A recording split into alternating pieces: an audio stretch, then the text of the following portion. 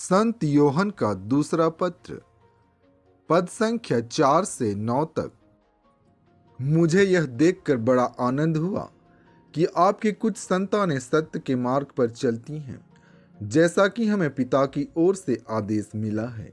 अब भद्रे, मेरा आपसे एक निवेदन है।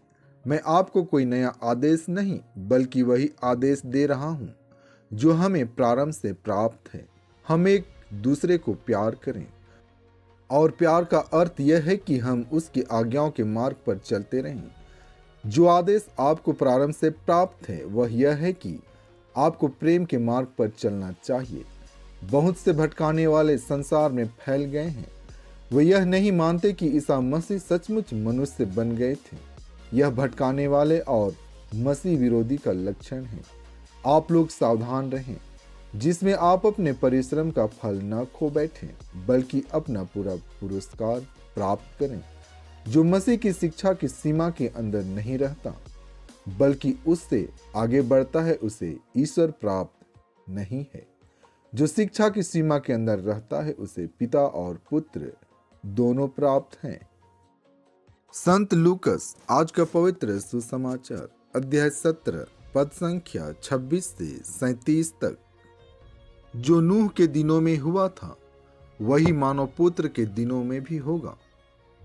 नूह के जहाज पर चढ़ने के दिन तक लोग खाते पीते और शादी ब्याह करते रहे। तब जल प्रलय आया और उसने सबको नष्ट कर दिया। लोट के दिनों में भी यही हुआ था। लोग खाते पीते, लेन देन करते, पेड़ लगाते और घर बनाते रहे। परंतु जिस दिन लोट ने सोदोम छोड़ा, ईश्वर ने आकाश से आग और गंधक बरसाई और सब के सब नष्ट हो गए। मानव पुत्र के प्रकट होने के दिन वैसा ही होगा। उस दिन जो छत पर हो और उसका सामान घर में हो, वह उसे ले जाने नीचे न उतरे, और जो खेत में हो वह भी घर न लौटे। लोट की पत्नी को याद करो। जो अपना जीवन सुरक्षित रखने का प्रयत्न करेगा, वह उसे खो देगा, और जो उसे खो देगा, वह उसे सुरक्षित रखेगा।